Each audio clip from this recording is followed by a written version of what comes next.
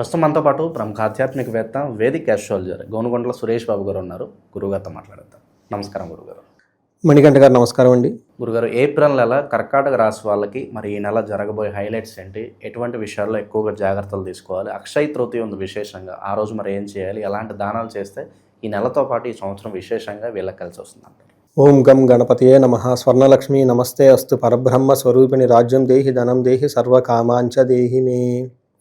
స్వర్ణలక్ష్మి అమ్మవారి ఈ రాశి వారికి అష్టైశ్వర్యాలు భోగభాగ్యాలు కలిగించాలి.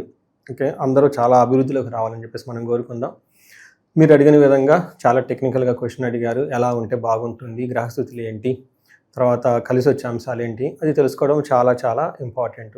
Awareness is the key to success అంటారు. ఇంకా వివేక వైరాగ్యం ఉండాలంట, విజ్డమ్. ఓకే, ఏదో చేయాలి తెలుసుకుంటేనే జీవితంలో సగం మనం పైకి వచ్చేస్తామని ఆది శంకరాచార్యుల వారు చెప్తూ ఉంటారు. అందుకనే ప్రతి ఒక్కరు వాళ్ళ జన్మజాతకాన్ని చూసుకోవటము, నక్షత్రం చూసుకోవటం, మనకి ఏది అనుకూలంగా ఉంది, ఏది ప్రతికూలంగా ఉందో తెలుసుకోవటము, అనుకూలంగా ఉన్నదాన్ని బట్టి ఎక్కువ టైం స్పెండ్ చేయటం, ప్రతికూలంగా ఉంటే కనుక ఏం చేయాలి? భయపడకూడదు, రెమెడీస్ చేసుకోవాలి. రెమెడీస్ ఏ శాస్త్రంలో మనకు జ్యోతిష్యం చెప్పారు అదే శాస్త్రంలో పక్కన బ్యాక్ సైడ్లో రెమెడీస్ కూడా ఇచ్చారు. ఇవి చేసుకుంటే ఉండదని. ఎందుకంటే నేను యాజ్ ఏ హ్యూమన్ బీయింగ్ నేను రెమెడీస్ చేసుకుంటూ ఉంటా. నాకు మకర రాశి కాబట్టి నేను అన్ని అనుభవించి అన్ని చూస్తున్నాను కాబట్టి అది గ్రహాలు వాళ్ళు చేసే పనులు వాళ్ళు చేస్తూ ఉంటారు, మనం చేసే పనులు మనం చేయాలి. అవన్నీ మనకి అందులో శాస్త్రాల్లో ఉంది. ఇందులో మనం చూసుకుంటే ఏప్రిల్ మంత్లో వెరీ ఇంట్రెస్టింగ్గా 4 గ్రహాలు మారుతున్నాయి. ఒక హైలైట్. రెండో హైలైట్, ఫస్ట్ 15 days చైత్ర మాసం, నెక్స్ట్ 15 days వైశాఖ మాసం ఉంటుంది. మూడో హైలైట్, ఇందులో మనకి 19వ తారీఖున అక్షయ తృతీయ వచ్చింది. తర్వాత వైశాఖ మాసంలో నీరుని గనక దానం చేస్తే మహాపుణ్యం, నారాయణుడికి ఒకే స్వర్గలోకం, ఇవన్నీ డైరెక్ట్గా మనకి విష్ణుతత్వం వస్తుంది అని చెప్పేసి మన గ్రంథాల్లో వివరించారు. ఎందుకంటే ఉదక కుంభ దానం అంటారు. పేరు చాలా టఫ్గా ఉంటుంది. నథింగ్ బట్ వాటర్ బాటిల్ దానం చేయటమే ఉదక కుంభ దానం అంటే దానికి కొంచెం శాస్త్రీయబద్ధంగా ఒక రాగి చెంబు తీసుకొని కొత్తది, దాంట్లో నీరు పోసి మంచినీళ్ళు చక్కగా ఏదైనా సుగంధ యాలకులు కానీ ఏమన్నా వేసి తాగటానికి ఇస్తే, లేదంటే చిన్న పట్టిక బెల్లం కానీ ఏదైనా తాగటానికి ఇస్తే ఆ చెంబు పాత్రతో దానం చేస్తే ఉదక కుంభ దానం అంటారు. ఇది బ్రాహ్మణులకు కానీ వేద పండితులకు కానీ బాగా గురువులు లాంటి వాళ్ళకి ఇస్తే బాగా పుణ్యం అని చెప్పేసి మనకి శాస్త్రాల్లో వివరించడం జరిగింది. చాలా చిన్న రెమెడీ, చాలా బాగా ఎఫెక్టివ్ రెమెడీ అది. లాస్ట్ టైం నా వీడియో చూసి ఒకళ్ళు అమెరికాలో ఆ కార్లో వాళ్ళ వాటర్ బాటిల్ వేసేసుకొని వాళ్ళ ఆఫీస్కి అంతే వెళ్ళిపోయి అక్కడ అందరికీ ఇచ్చేసారంట. సో అలా చేస్తే చాలా మెసేజ్ పెడితే చాలా ఆనందం వేసింది నాకు. సో ఇలా మనకి ఇది శాస్త్రంలో చెప్పారు. ఇవి ధర్మ సందేహాలు ఇవన్నీ సంబంధించి శాస్త్రాలు వివరించారు కరెక్ట్గా ఏ మాసంలో ఏం చేయాలనేది. అది మీతో షేర్ చేసుకోవడం జరిగింది. మన ప్రేక్షకులు కూడా చక్కగా దాన్ని సింపుల్ రెమెడీ, అంత హార్డ్లీ 500 రూపీస్ రెమెడీ చేసి బాగుంటారనేసి మనం ఆశిద్దాం. సో ఇది కర్కాటక రాశి మనం చూస్తే మిక్స్డ్గా ఉంటుంది. కొన్ని విషయాలు చాలా బాగుంటుంది, కొన్ని విషయాలు కొన్ని ఛాలెంజెస్ కూడా ఉంది. పర్టికులర్గా సూర్యుడు వీళ్ళకి 10వ స్థానంలో ఉండటంతో ఇది ఉద్యోగరీత్యా ప్రమోషన్స్ అవన్నీ వచ్చేసి ఒక సెలబ్రేట్ చేసే మంత్ అని మనం చెప్పుకోవాలి. అదేవిధంగా కొన్ని విషయాల్లో మానసికంగా టెన్షన్ కూడా ఉండే అవకాశం ఉంటుంది. మనం అది డీటెయిల్డ్గా చూద్దాం. ఫస్ట్ కర్కాటక రాశి, ఇందులో పునర్వసు 4వ పాదం, పుష్యమి 1, 2, 3, 4 పాదాలు, నెక్స్ట్ వచ్చేటప్పటికి ఆశ్లేష 1, 2, 3, 4 పాదాలు అంతా ఇందులో ఉంటుంది. పేరు బలం కనుక చూసుకుంటే వీళ్ళకి హీ, హూ, హే, హో, డాడీ, డూ, డే, డో అన్న లెటర్స్ ఇందులో ఉంటాయి. అయితే ఈ ఏప్రిల్ మంత్లో మనకి 4 గ్రహాలు మారుతున్నాయండి. 4 గ్రహాల యొక్క ఇంపాక్ట్ ఎలా ఉంటుంది, అక్షయ తృతీయ దాని యొక్క ఇంపాక్ట్, దాన్ని ఎలా సద్వినియోగం చేసుకోవాలో కూడా మనం ముందు చూద్దాం. ఇందులో ఫస్ట్ ఈ గ్రహాల యొక్క స్థితి మనం చూసుకుంటే లఘు గోచారము సూక్ష్మ గోచారం అన్న ఒక కాన్సెప్ట్తో చూస్తే వీళ్ళకి సూర్యుడు 10వ స్థానంలో ఉండటంతో ఏమవుతుంది, క్రియాఫలం. వీళ్ళు ఏదైనా పని చేస్తే ఈ టైంలో ఆ పనికి తగ్గిన రిజల్ట్ వస్తుంది, దాన్ని క్రియాఫలం అంటారు. అలానే 9వ స్థానంలో కుజుడు ఉండటంతో శారీరకంగా కొంచెం టైర్డ్నెస్, బలహీనంగా వచ్చే అవకాశం ఉంటుంది. బుధుని వల్ల ఆటంకాలు, విఘ్నాలు కలుగుతూ ఉంటాయి. అదేవిధంగా శుక్రుని వల్ల అభయం, సెక్యూరిటీగా ఉంటుంది. అంటే ఇందులో సూర్యుడు శుక్రుడు వల్ల చక్కగా మంచి లాభం ఉంటుంది, హ్యాపీగా ఉంటారు. అదేవిధంగా మార్సు బుధుడు వల్ల శారీరకంగా అలసట ఎక్కువగా ఉంటుంది, పనిలో ఆటంకాలు కలుగుతూ ఉంటాయి అని మనం చెప్పుకోవచ్చు. బట్ ఓవరాల్గా చూసుకుంటే వీళ్ళకి ఒక 70% బాగుంటుందని చెప్తాను. ఎందుకంటే సూర్యుడు గ్రహరాజు, ఆయన బాగా యోగ్యతను ఇస్తూ ఉన్నాడు వీళ్ళకి. 10వ స్థానంలో సూర్యుడు రావటం చాలామందికి ప్రమోషన్స్ వస్తుంది, జాబ్ ఆఫర్స్ వస్తాయి.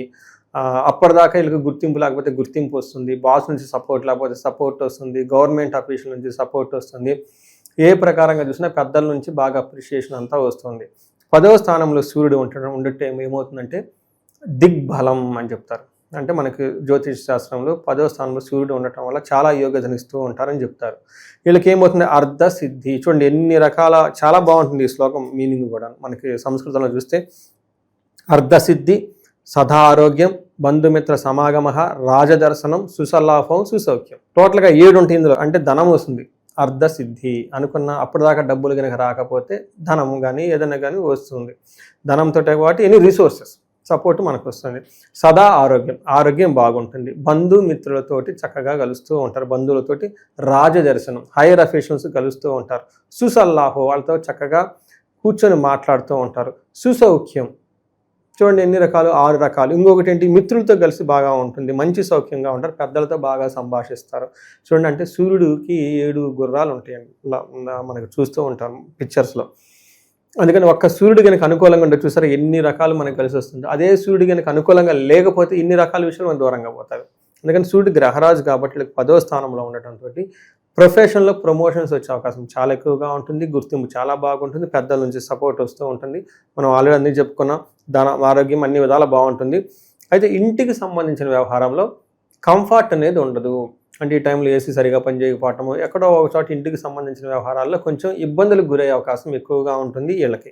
అయితే కుజుడు 9వ స్థానంలో ఉండటం విపరీతమైన ఖర్చులు పెట్టే అవకాశం ఉంటుంది. ఒకటి ఫస్ట్ కేర్ చేసుకోవాలి. రెండోది వీళ్ళ శత్రులు ఏమైనా చేస్తారేమో అని ఇబ్బంది పెడతారేమో ఒక భయంతో గూగుల్స్తో కూడా వీళ్ళు ఎక్కువ ఉంటారు. అయితే 9వ స్థానంలో కుజుడు ఉండటం వల్ల ఆశనాచ ధనశూన్యం, శోషణం, దేహపీడనం, స్థాననాశనం, విరోధం చ. అంటే ఇలా చుట్టూ ఉన్న వాళ్ళని వీళ్ళని ఏమంటారు, కూలగొట్టాలి, వీళ్ళ పొజిషన్ తీసేయాలని ఆలోచన ఎక్కువగా చేస్తూ ఉంటారు. దేహపీడనం, శోషణం, అంటే అలసిపోవటం ఎక్కువగా ఉంటుంది. ధనశూన్యం, ధనం అనేది ఎక్కువగా ఉండదు వీళ్ళకి ఈ టైంలో అని మనకి శాస్త్రాలు చెప్తూ ఉన్నాయండి. ఓవర్ ఎక్స్పెండిచర్, విపరీతంగా ఖర్చులు పెడతారు. సో కుజుడు ఏం చేస్తున్నారంటేనండి, కొంచెం హెల్త్ పరంగా, ధనం ప్రకారంగా ఉన్న పొజిషన్లో ఆటంకాలు సృష్టిస్తూ ఉన్నారు. సూర్యుడు మాత్రం బాగా ఇచ్చే పొజిషన్లో ఉన్నారు. అయితే ఇక్కడ ఎవరిని కన్సిడరేషన్ ఎక్కువ చేయాలంటే పరిస్థితిని బట్టి చూసుకుంటే సూర్యుడు చాలా చక్కగా స్ట్రాంగ్గా ఉన్నారు. సూర్యుడు యొక్క వచ్చే రిజల్ట్ బాగుంటుంది.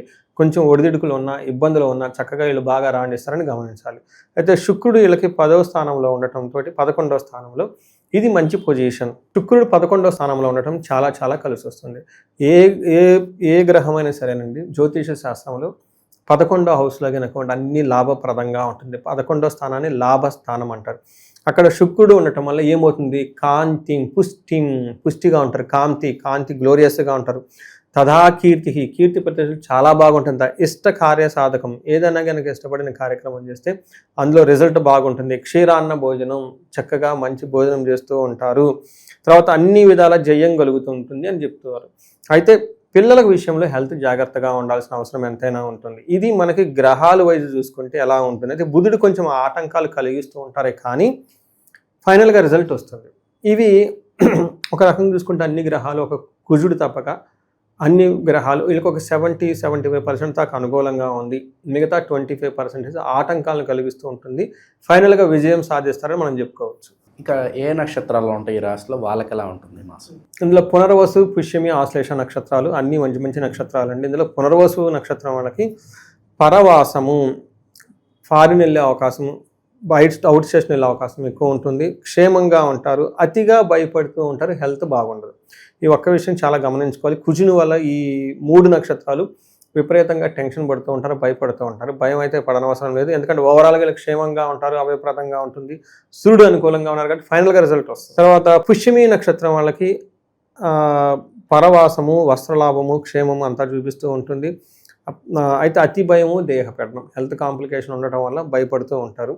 తర్వాత ఆశ్లేష నక్షత్రం వాళ్ళకి వీళ్ళకి ఫైనాన్షియల్ ప్రాబ్లం ఉంటుందండి. హెల్త్ కొంచెం సపోర్ట్ ఇవ్వదు, అతిగా భయపడుతూ ఉంటారు. కానీ వీళ్ళకి లాభం ఉంటుంది. ఈ నక్షత్రం వాళ్ళకి ప్రమోషన్ వచ్చే అవకాశం చాలా ఎక్కువ ఉంటుందండి. మిగతా 3 నక్షత్రాలతో కంపేర్ చేస్తే వీళ్ళకి రాజ్య లాభం చూపిస్తుంది. అంటే ఏంటి, ప్రమోషన్ రావటము, లేదంటే ఉన్న జాబ్ కొంచెం నెక్స్ట్ లెవెల్కి వెళ్ళిపోవటం ఎక్కువగా ఉంటుంది. వీళ్ళది ఓవరాల్గా షాపింగ్స్ అన్నీ చేస్తారు, క్షేమంగా ఉంటారు.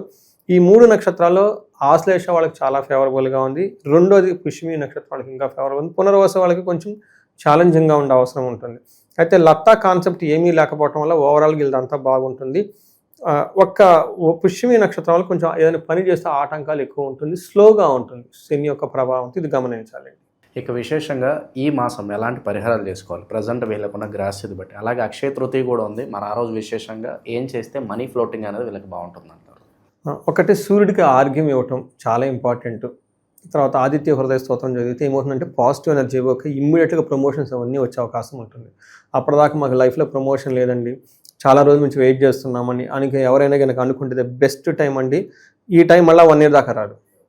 అందుకని సూర్యుడికి ఆర్ఘ్యం ఇవ్వటము, తర్వాత సూర్య నమస్కారాలు చేయటము, ఆదిత్య హృదయ స్తోత్రం చదవటం, లేదంటే సూర్య అష్టకం చదవటం, ఎనీథింగ్ సూర్యుడికి సంబంధించిన ఓం సూర్యాయ నమః చిన్న మంత్రాన్ని చదువుకున్నా కానీ హ్యాపీగా ఉంటుంది. ఫాదర్ లాంటి ఫిగర్ల దగ్గర నుంచి ఆశీర్వాదం తీసుకొని చక్కగా పని స్టార్ట్ చేయండి. తర్వాత ఈ గోధుమలు దానం చేయటం, ఆవులకు తినిపించడం, ఇవి చేస్తూ ఉంటే చక్కగా కలిసి వస్తుంది. ఇది చాలా సింపుల్ హోమ్ రెమెడీ. ఇవి కాకుండా సూర్యగ్రహానికి కనుక సంపూర్ణ శాంతి ఈ టైంలో చేయించుకుంటే ఇంకా చక్కగా కలిసి వస్తుంది వీళ్ళకి. ఇవి కాకుండా మీరు మన అక్షయ తృతీయ ఈ సందర్భంగా చూసుకుంటే బంగారం కొనటం మనకు ఆనవాయితుంది. అది ఎక్కడ ఎలా వచ్చింది అనేది పక్కన పెడితే కొంటున్నారు, కొన్నవాళ్ళంతా హ్యాపీగా ఉంటున్నారు. నేను నా క్లయింట్స్ కూడా చాలామందికి సజెస్ట్ చేస్తాను కొనమని అని. ఎందుకంటే బంగారం చాలా పవిత్రమైన వస్తువు. హిరణ్య గర్భ అని విష్ణుమూర్తిని అంటారు. ఎందుకంటారు? బంగారంలో నుంచి పుట్టాడని కాబట్టి అనేది. అంటే విష్ణుమూర్తి అక్కడి నుంచి వచ్చాడంటే మరి ఎలా ఉంటుంది? అలానే హిరణ్య వర్ణం హరిణి సువర్ణ రజతం అని చెప్పి లక్ష్మీదేవిని బంగారం లాగా ఉంటారు, బంగారంలో ఉంటుంది, బంగారంలో తలతల మండిపోతుంది, మెరిసిపోతూ ఉంటుంది అని చెప్పేసి అమ్మవారిని అంటారు అనమాట. అంటే అది ఎక్కడ చెప్పారు? వేదంలో చెప్పారు. బంగారం మంచిది కాబట్టే కదా చేసింది. అందుకని ఈ టైంలో బంగారం ఎందుకు అంటే గొడ్డొచ్చిన వేళ బిడ్డొచ్చిన వేళ అని అంటారు కదండి. ఇందులో ఆభరణాలు వచ్చిన వేళ కూడా ఉంటుందండి. కొన్ని ఆభరణాలు మన ఇంటికి వస్తే మన ఇల్లు బాగా ఎదిగి తర్వాత అంటుకుంటుంటామండి. సరైన డిజైన్ లేక ఇది సీక్రెట్, చాలామంది సరైన డిజైన్ లేకుండా సరైన ముహూర్తంలో బంగారం కొన్న ఆ బంగారం మన దగ్గర నిలవటం కాదు కదా, ఎక్కడన్నా లోన్లు పెట్టుకుంటారు, ఆ లోన్ నుంచి బయట కూడా ఇడిపించలేరండి. అట్లాంటి పరిస్థితి ఉంటుంది. అందుకని ఈ శుభకరమైన ఈ పవిత్రమైన ఈ టైంలో లక్ష్మీ స్వరూపానికి సంబంధించి విష్ణుమూర్తి గర్భంగా ఉన్నాడు కాబట్టి బంగారం కొని తెచ్చి పెట్టుకుంటే అది ఎప్పుడు స్థిరంగా ఉంటుంది, అక్షయము కరిగిపోదు. అలానే ఈ టైంలో భర్త భార్యకి ఏదన్నా కనుక కొనిస్తే వాళ్ళు హ్యాపీగా ఉంటే ఎప్పుడు స్థిరంగా ఇల్లంతా హ్యాపీగా ఉంటుందని ప్రతి ఒక్కరు కొనడానికి ట్రై చేయండి. తర్వాత అది కొనలేని వాళ్ళు ఏం చేయాలంటే చక్కగా మంచి మంచి శుభకరమైన వస్తువుల్ని దానం చేయటం, నీళ్ళని దానం చేయటం, ఎండి వస్తువులను దానం చేయటం, చిన్న చిన్న బంగారు బిళ్ళలు ఇలాంటివి ఉంటాయి చిన్న చిన్న, అవి దానం చేయటము. ఏదైనా సరే మంచి శుభకరమైన వస్తువులను కనుక దానం చేస్తూ ఉంటే ఆ యొక్క ఫలితం వీళ్ళకి స్థిరంగా ఉంటుంది. అన్నదానం చేయటం, టెంపుల్స్కి వెళ్ళటం, ఏదైనా కనుక డొనేట్ చేయగలిగితే చక్కగా ఉంటుంది. ఇలా ఆ యొక్క సమయాన్ని సద్వినియోగం చేసుకుంటే చాలా బాగుంటుంది. ఇప్పుడు ప్రతి ఒక్కళ్ళు జీవితంలో ఉన్నతంగా ఎదగాలనే ఉంటుంది కదా.